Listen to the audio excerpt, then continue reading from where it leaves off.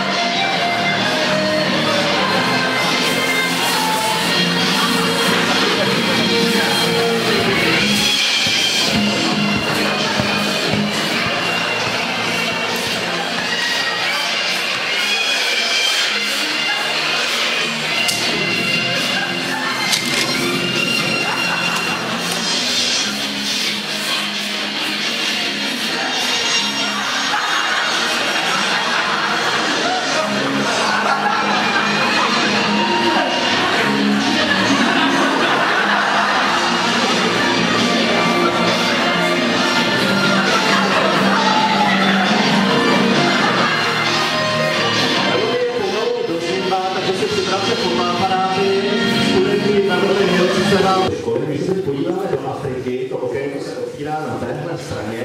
V tuhle chvíli chtěli posílat, účet funguje, posílat můžete libovolné prakticky částky a první strategie těchto pánů je, že by dámy mohly vydělávat tancem, tak se na to podívejme.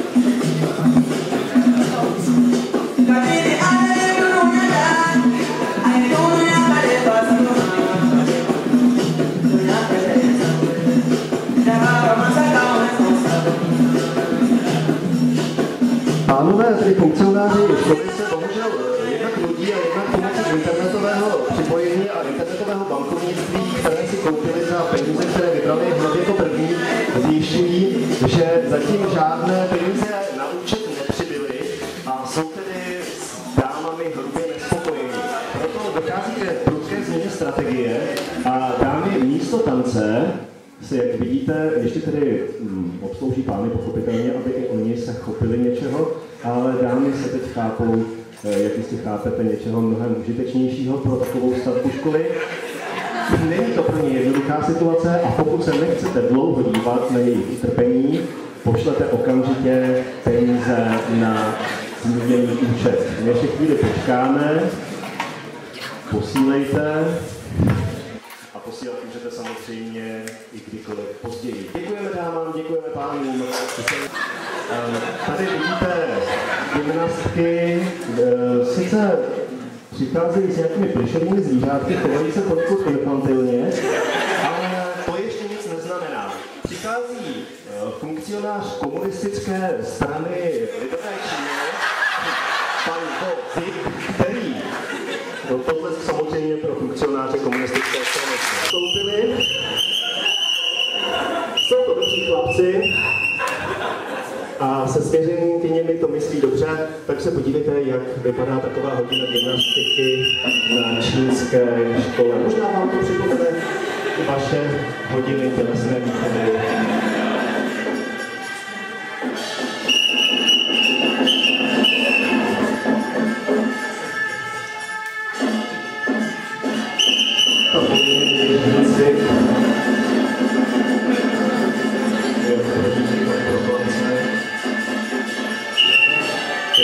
Trenéři kontrolují, jestli všechny cviky jsou prováděny důsledně. Máme to speciální přístroje.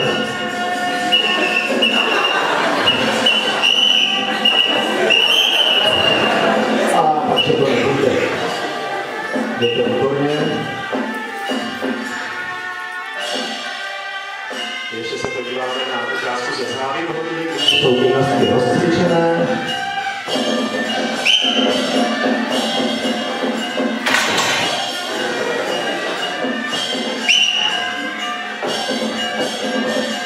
No a ještě se taky zhodí toho světu dětí závěrečná salta.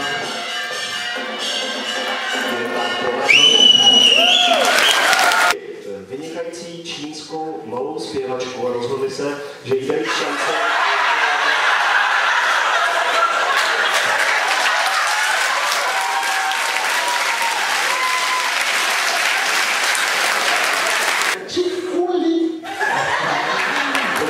Čítkovná holčička a ona nám samozřejmě zaspívá, abychom viděli, že skutečně se členové Mezinárodního olympijského výboru nemýlí. Zaspěli nám nějakou pěknou písničku.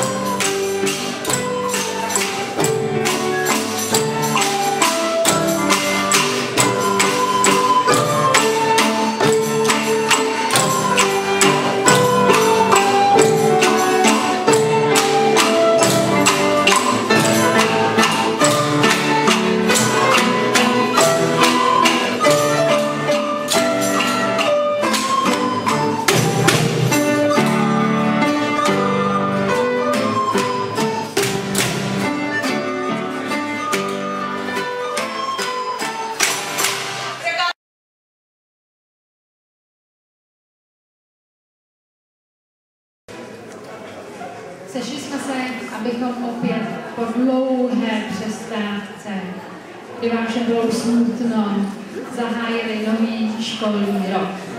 A budeme nastupovat a vystupovat jako jeden muž.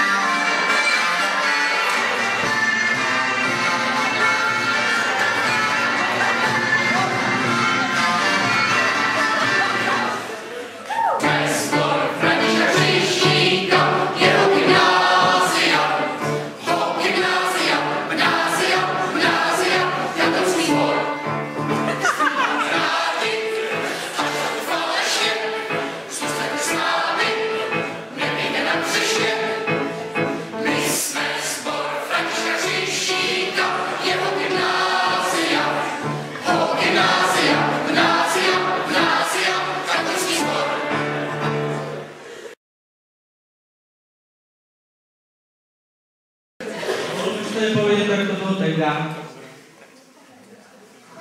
Já se pokusím. Asi bych to sám nezvládl. Já si dojdu ještě pro babičku.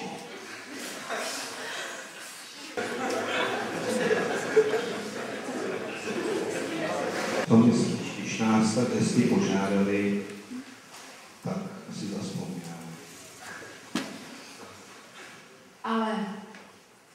Tak jo. To, že jsme to chtěli dělat. Pojďme, dědo. Pamatuješ, jak jsme začali chodit s lampy? No jo, ale víš, proč to vzniklo? Představ si, že ty naše děti vůbec nechtěli chodit přes den na výlety. Já to nechápu. No ale tak jsme si řekli, že když s nima budeme chodit v noci, takže to bude víc dobrodružství, že to přinese nové zážitky. Taky to vzrušo najít cestu potom zpátky domů. Občerstvení. No krásně.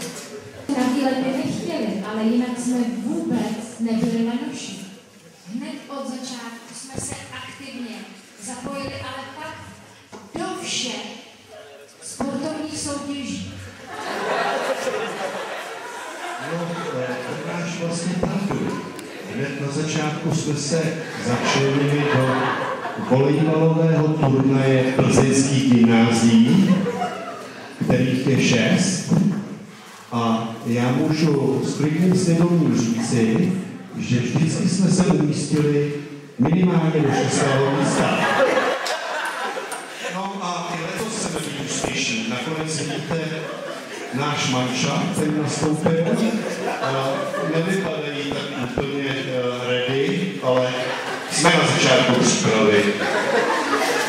No, uvidíme, jestli už něco zvládnej, zvlášť ten jeden sportovec je nadupanej, tak to vyzkoušíme.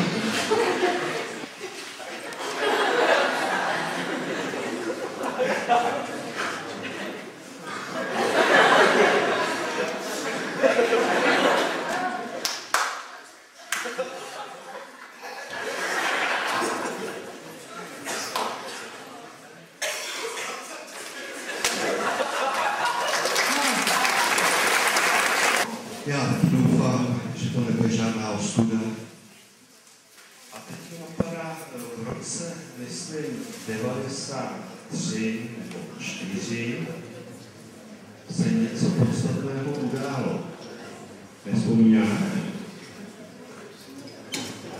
4, říkáš? No. Jo, ty myslíš ten úžasný projekt, jak jsme se rozhodli, že prostě studenty sebereme, vyvezeme je mimo dosah civilizace i mobilních operátorů a zkusíme, jak jsou tvoří. No, to ti byl zážitek.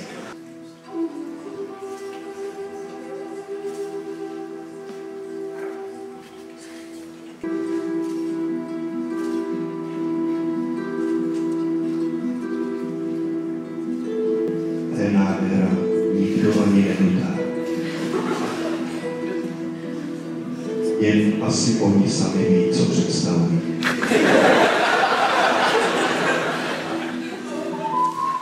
No ale to bylo v roce 94, ale nevzpomeneš si, co bylo hned od začátku. Tam ti najednou během školního roku nastala taková doba, kdy celá škola se ale úplně vylidnila. To ti byla krása. Teď už jsem v obraze. To byly lyžařské kurzy a školy přírody.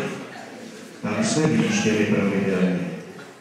A tady máme ukázku vybavenosti našich frekventantů na konkrétní školu přírody. Vidíte, že jsou správně oblečení, čekají nějakou sportovní záležitost, případně něco v lese, takže to máme připravené. Uvidíme, jestli jsou správně vybavení. Například, jestli mají správnou výši.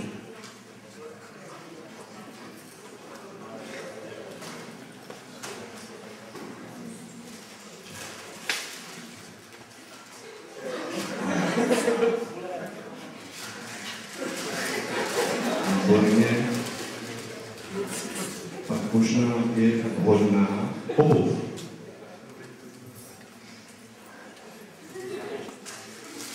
V pořádku.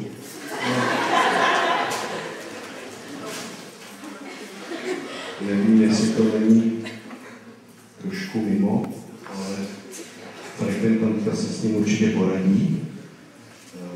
Dále máme hygienu, hygienické potřeby. Vidíte, že nic nepřekvapí. Připravení skvěle.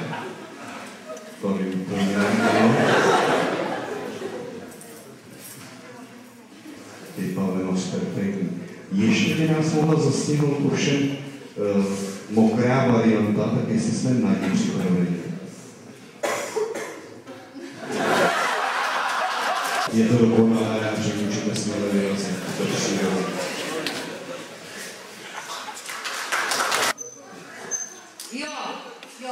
Jo, teď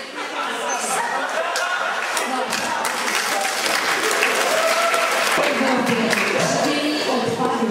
Ale já si myslím, že naše škola Evropu dokonce předjela. No, podívej se na to. To je krása.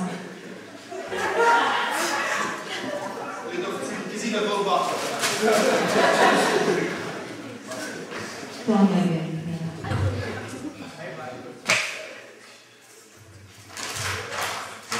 Vypadá na třídění odpadu, ale uvidíme, necháme se překvapit.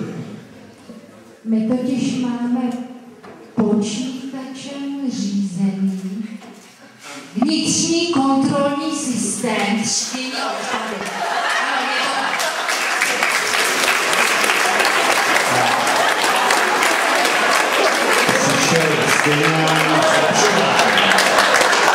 Tomu nás chodí.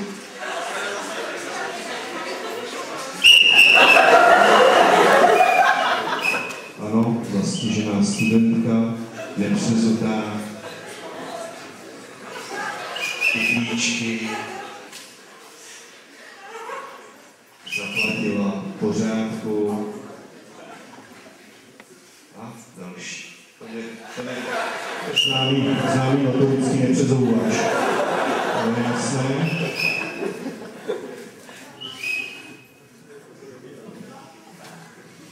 I tady následuje stejná činnost.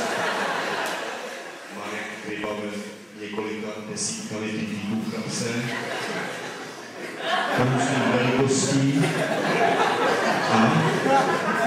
A nepřekvapilo ho ani tato nadlidská velikost. Zvládá a student může pokračovat. Ještě musí to platit samozřejmě. Říká se, že výchovy jsou na školách podceňovány, ale já myslím, že to u nás není pravda. Ne, to opravdu nebude.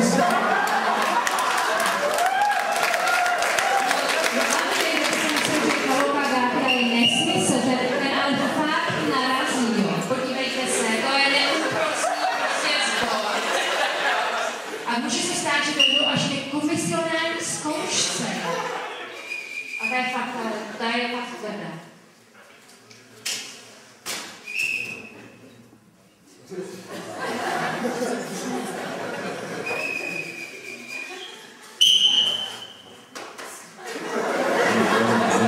Není to žádná sranda.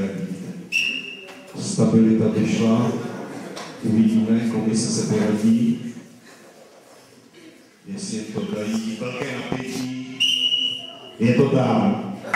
Mohu postoupit do vyššího ročníku. No, máš pravdu, taky si trošku na to vzpomínám. My jsme vlastně začali v Podmostní ulici, blízko zvláštní školy. No, trošku jsme si jistili, co by to nevyšlo, převedli bychom si studenty tam a bylo by to zachráněno. Pak jsme byli na Husovce, no a nakonec jsme skončili tady, protože tady máme velkou, pěknou školu, ale vždycky s tím byla řada práce a všichni museli přiložit ruku dílu. tady to vidíte názorně, jak to probíhalo. Ta efektivita práce, to je úžasné. Ten živý had a jak nám umí ty pomůcky.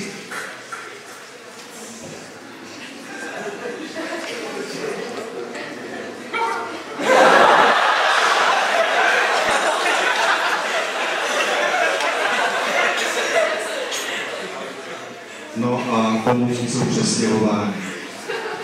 Ještě mi napadá jedna otázka. Myslíš si, že opravdu děláme pro ty naše studenty maximum? Já ale myslím, že se fakt snažíme. No, hele, když třeba pořád si stěžovali, že jsou ve škole dlouho do odpoledne. No tak jsme to vyřešili prostě. Zkrátili jsme přestávky. A můžou domů dřív, ne? No ale asi bychom si měli ukázat, jak to potom o takové krátké přestávce u nás ve škole vypadá.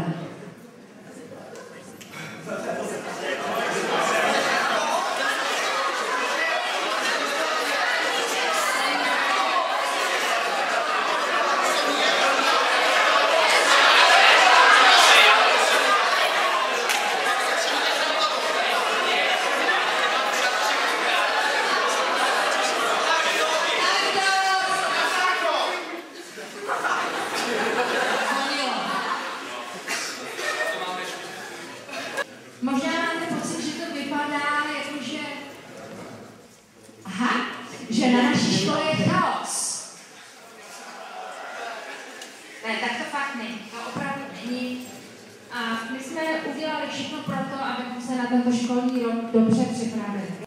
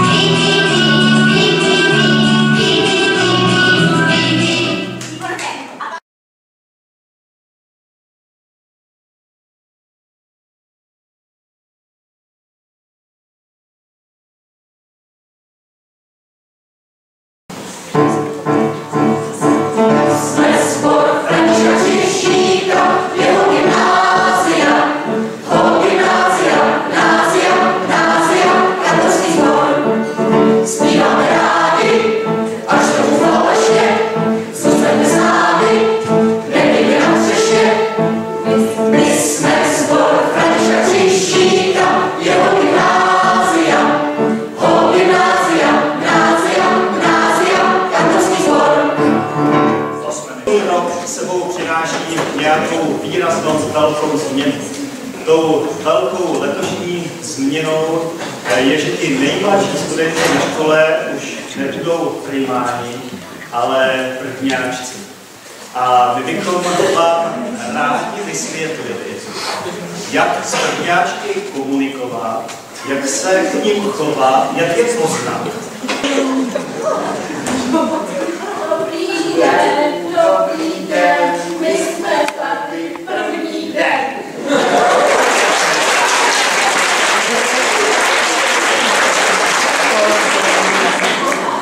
Začínáme besedu kulatého stolu, který se nám nepodařilo sehnat, z cyklu Zázraky a omyly přírody.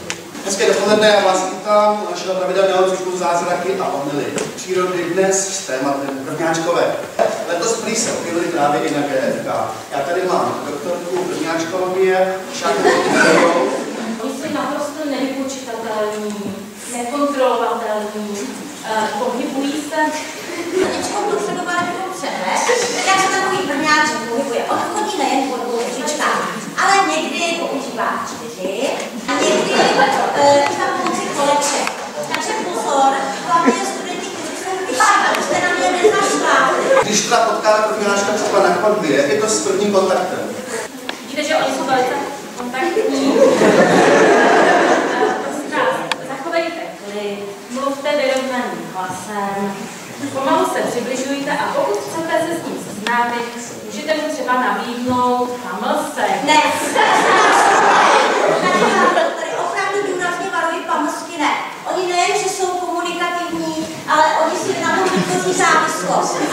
Jak Zdeníček Sekšár si pro nás připravili básničku, ale protože se může stát, že dnešní mladí lidé nebudou prvňáčkům tak docela dobře rozumět, poprosím teď odborníky na jazyk a komunikaci.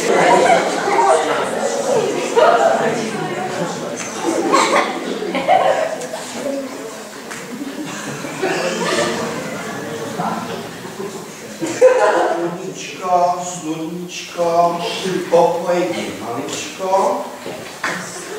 OMG, kotě!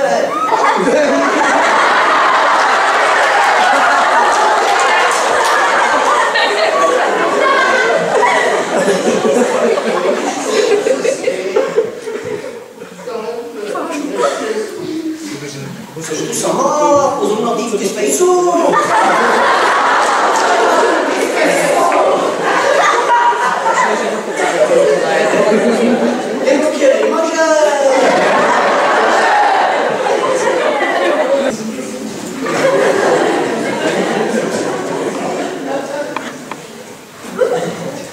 Zdeníčku náš, co pak děláš?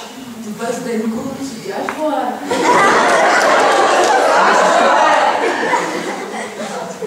Jdou do školy. Když si tehdy na kříži běž. Jsi ještě v posteli o nic nepač. Ještě tébeš, na všechno lobeš. Tady v toho autonomka opravdu prosím počkejte. Jo? Držíte tu tady. Zdeněčku.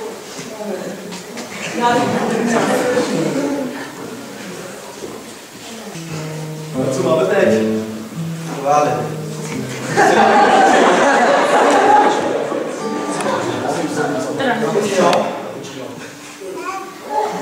Funguje to.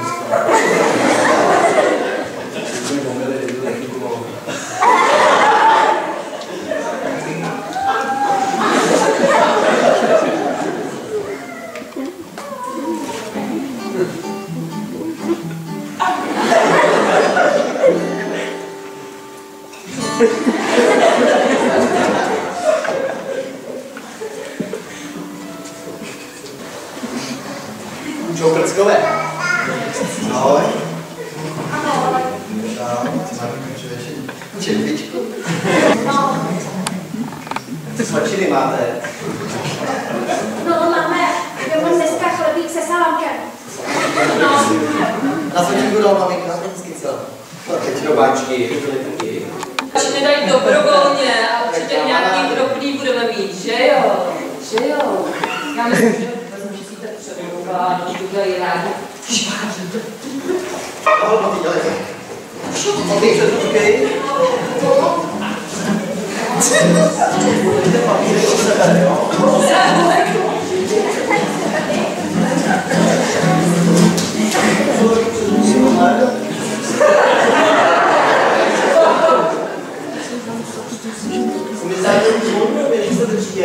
Máme díl, máme seminář, jenom jestli se všimněte, oni si nepřezvují. Pak vy tady vědvíte, když se nosí přezvukky. Víme, ale... A buňky se odkládají v šatně. Jsi se zapomněl píče, co? Podívejte se na ně, takhle to má vypadat. Takhle je přiletlé, my vám děkujeme. Nikde to nebudeme říkat, rozhodně ne rodičům. Necháme si to pro sebe, ale tady někoho jinak.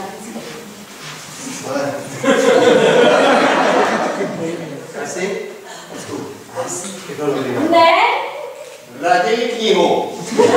My jsme žáci první B, přejeme vám za sebe hezký nový rok, do prázdnin jen skok, úspěch samé jedničky, jenom bez byličky, ať se zase v červnu tady potěšíme dohromady.